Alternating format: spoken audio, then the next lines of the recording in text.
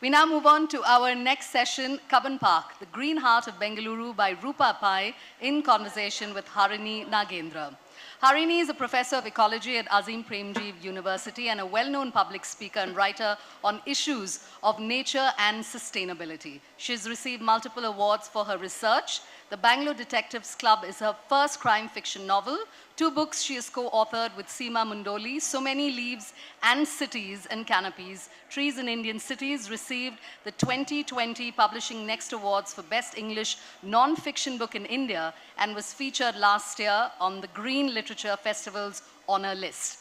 And Roopa Pai is one of India's best-known writers for children. She's written over 25 books ranging from picture books to chapter books and fiction to non-fiction. Many of her books are bestsellers and are enjoyed as much by adults as by children. She's most recently co-authored fitness evangelist and supermodel Milind Soman's memoir, Made in India, and has just wrapped up a book of translation, which will feature 100 poems by celebrated Kannada poet K.S. Nisar Ahmed. Please put your hands together and welcome our speakers for this next session. Thank you. And so I thought I would start with, I heard about the book. I had the fortune of listening to a short preview at a friend's home when she had called us for dinner a few weeks ago. So at Priya's house, if I can say, Roopa gave us what I call a masala version of how she came about to write the book.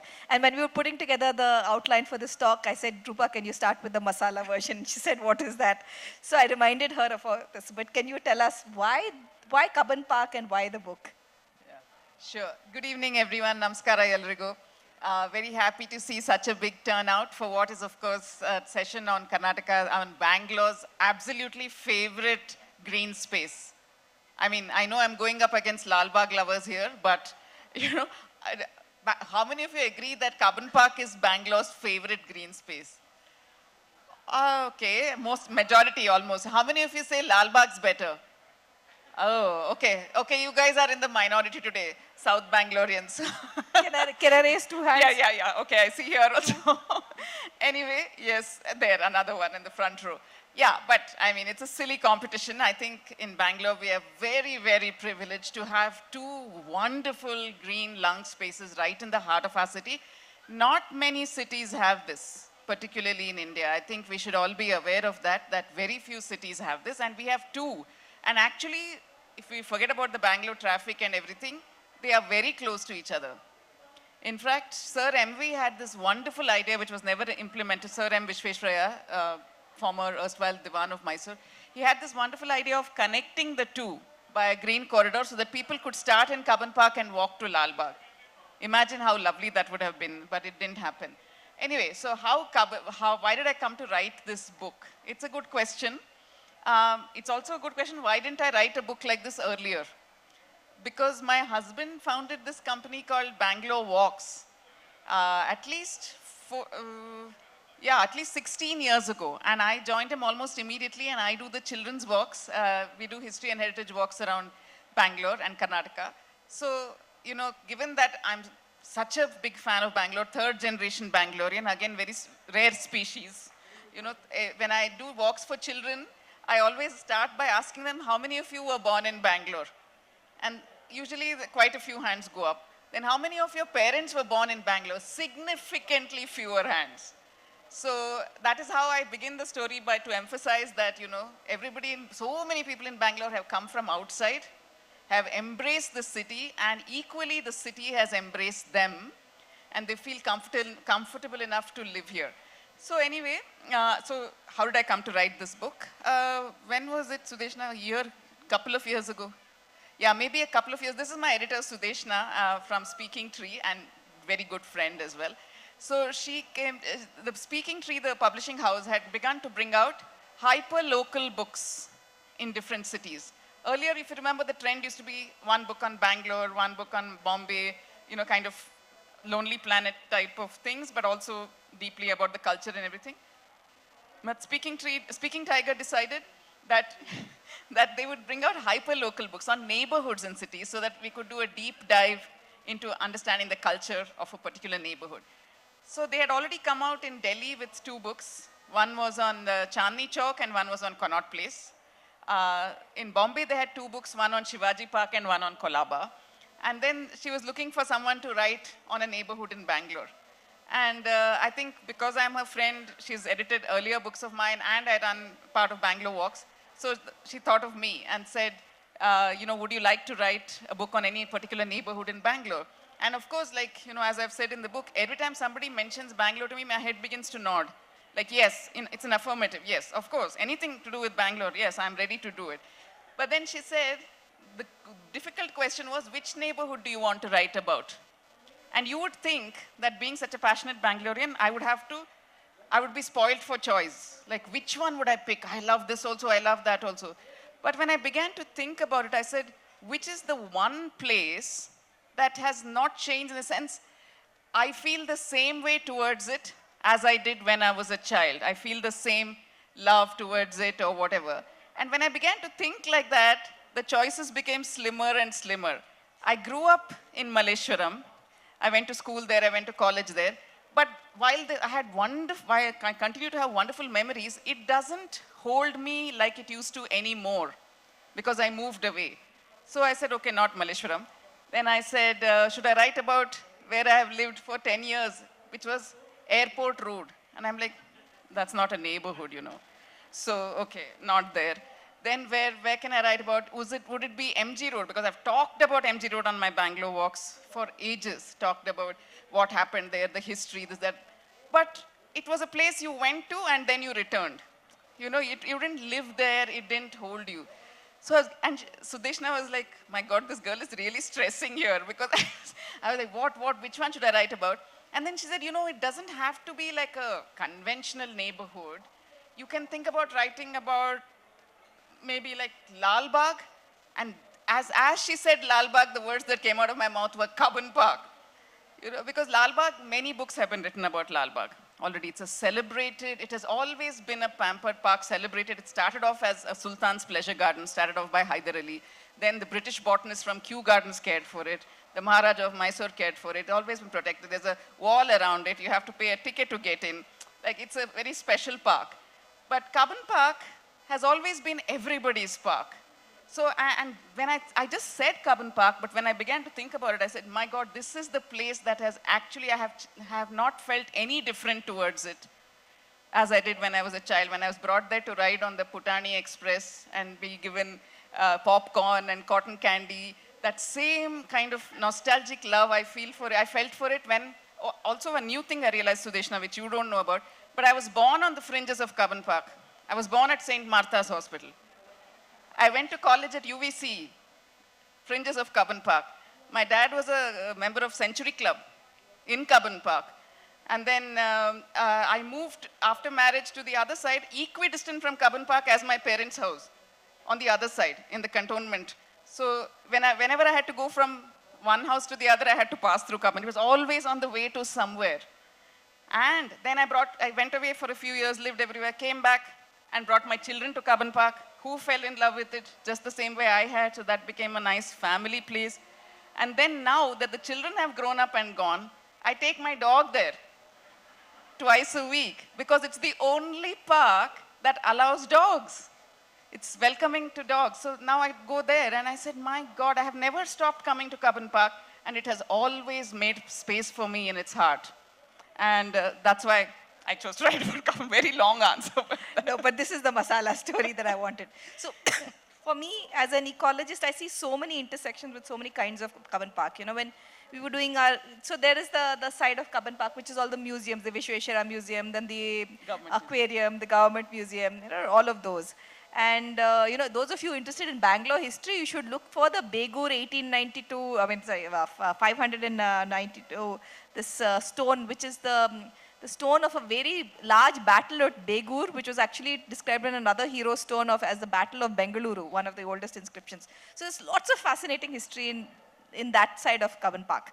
But then you go to the other side, there's Upneer and Kunte, which you write about. Yeah. There's the fact that the park was carved out of the backwaters of Sampangi Lake. Yeah. So there is, and then there is that Katte where there's Kamadevaru and Kamadevaru's Hundime, they put these cutouts of Kama and Rathi, and they do these indigenous forms of worship that survive there. Then you have, the bamboos and the vegetation, which is more native, so to speak. You have the toy train. Then you have the very British landscape part of the garden. I mean, the Century Club, which is, Yeah. quintessentially Indian British Yeah. times. So I thought it was a very fascinating choice. And you're right, as soon as I saw the book, I was wondering, why has there been no book on Cubbon Park where there are so many books on Lal Bagh, and what a rich choice this is. Thank you. Thank you. Yeah. So with this, I thought maybe can we ask you to do a quick reading of the book so that the audience gets a little flavor of what I liked really is the way you've melded history and personal memory. Yeah. And so yeah. I thought that reading would be nice. Thank you. Sure. Okay, I'll start off with the opening chapter itself. Not start off, I'll start off and end also with the opening chapter. I won't keep you long with the reading. Yeah. So I think for me, this was sort of the pivotal sort of incident in the last 50 years that has happened in Cubbon Park, and that's why I wanted to start with that. In September 1998, and the worst part was I wasn't living in Bangalore at that time, so I missed this whole thing, and that's why it was even more fascinating to me. In September 1998, almost a quarter of a century ago now, a legislation passed by the Karnataka government galvanized the citizens of an entire city into extraordinary and unprecedented action. It was one of those watershed moments when that amorphous amassment of people, passions, and priorities that has earned the right to call itself a city pauses briefly in its ceaseless pulling in 100 different directions at once and coalesces spontaneously and seemingly irrationally into a single-pointed, high-intensity laser beam intent on achieving a common goal. What made this coming together of Bangalore particularly remarkable was what was at stake. Not public health or safety, not a lack of water or electricity, not garbage pileups or potholed roads or traffic congestion, all chronic Bangalore afflictions, but 32 acres, or 44 acres depending on who you asked, of a park. The people's protests of 1998 were against the government's arbitrary denotification of those 32 acres, a move that stripped that parcel of land of the protection it had hitherto enjoyed under the Karnataka Government Parks Preservation Act of 1975 and laid it open to appropriation and redevelopment by the government and other influential parties. What was also remarkable was the manner of the coming together. The issue brought thousands of ordinary and celebrity citizens out of their homes and into the streets and inspired journalists across the spectrum to lay aside their differences and back the public against the establishment. The protests went on for weeks and weeks, but never crossed the line from civil engagement into violence or from constitutional legal battles into vigilantism. It is important to clarify that this was no ordinary park. This was a historic, then 128-year-old park, one of two heritage lung spaces of the city. It must also be revealed right at the outset that despite all their sweat, toil, and tears, the citizens did not succeed in persuading the government to roll back the legislation. This story, after all, is an Indian story, which characteristically takes long and roundabout routes to a messy denouement that neither side totally loves, but grudgingly accepts for the interim.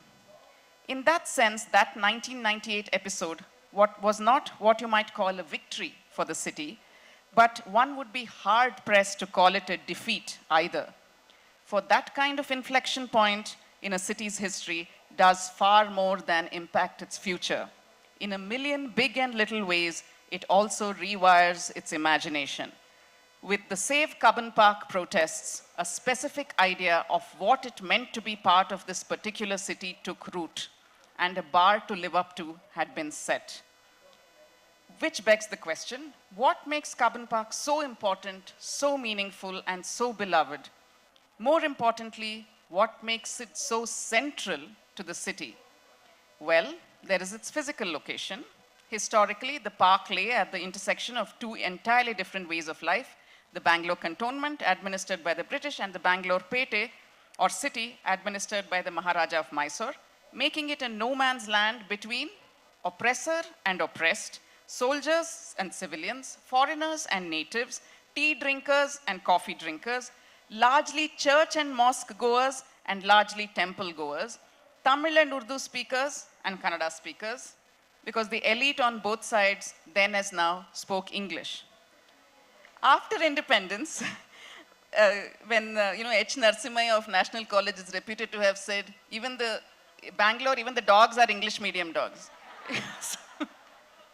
After independence, when city and cantonment were merged to create the new capital city of Mysore state, the park became a staging area for wary rapprochement, a safe space between MG Road and KG Road, right?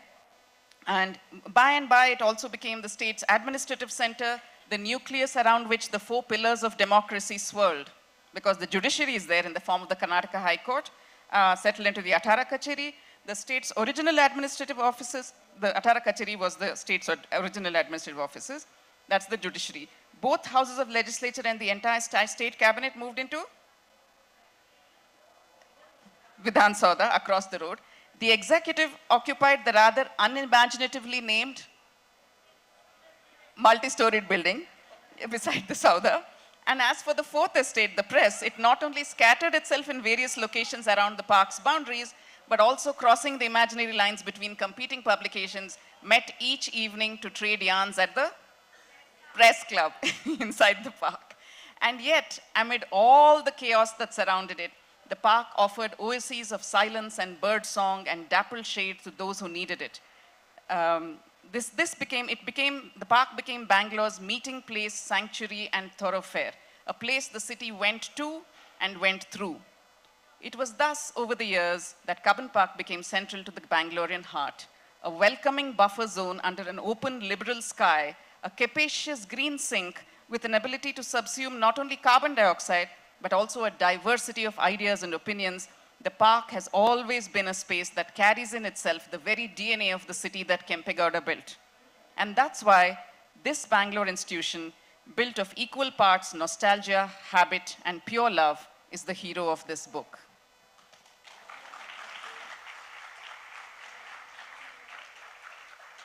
This is so lovely, and I should tell you, one of my favorite memories of Cubbon Park, which is a little bit of a tragic memory also, is the time, so when I wrote, my colleague Seema and I wrote Cities and Canopies, they wanted to do a photo shoot with us. So we went to Cubbon Park, which is of course the best place. I mean, now you can't take cameras in, but you could in those days.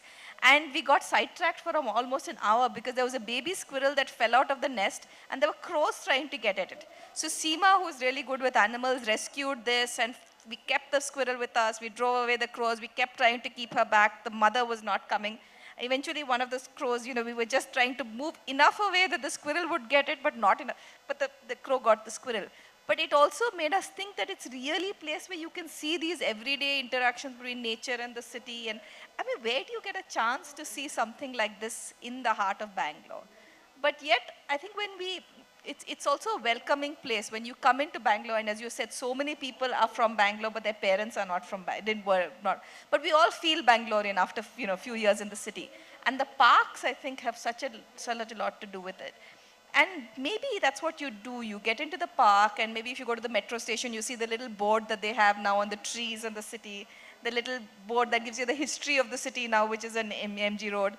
And then maybe you take a journey, and maybe you pick up Roopa's book, which I think you should do, and get a sense of the history. So that brings me to my next question. I think there are many in the audience here who would be saying, okay, I didn't know this about Cubbon Park. So how would someone, a regular person who wants to know the history of the city, either learn about the history themselves or do research about this? I mean, you're saying, Sudeshna was saying very micro histories. I think we all need to do micro histories. We all need to know the places we go in. How would someone find out about their neighborhood? So I can tell you how I found out. Of course, like I said, we had done some research into Bangalore's history because we were running these Bangalore walks. So actually, we don't realize it, but there are plenty of books available on Bangalore's history, written by very conscientious researchers, good storytellers. There is a bibliography in this book at the back about books about Bangalore that I have referenced, that I have referred to, which is very, very good also. So that is one way of doing it. But for me, it was also, I decided when I started writing this book that I would use this angle of Cubbon Park as the people's park, not so much about the trees of Cubbon Park, but the people of the park. Because it was never meant to be a botanical garden like Lal Bagh was. It was always meant to be just a park that added grandeur to the new public offices, which we today call the Atara Kacheri, which were designed by Richard Sankey. So he designed the park around it also and named it after Mark Cubbon, who was a commissioner of Bangalore in the 1800s for 27 years. A very beloved commissioner, I might add. So basically the book is divided into two parts. One is the first 100 years of the park. First of all, I don't know how many of you know that the park has celebrated its 150 years 2 years ago. It's a really old park and we somehow missed that anniversary, perhaps because COVID struck in 2020, so we were not able to celebrate it. So now it's 152 years old. So it's really part of our heritage. We don't think of parks as so much as part of our heritage as we think about buildings, but the trees are part of it. So anyway, the first 100 years of history is quite well documented in so many books, but I was interested in the last 50 years also, of its history. So the only way I thought I could do this was to interview people who have been involved, Bangaloreans who know about the park, and look at old newspaper references.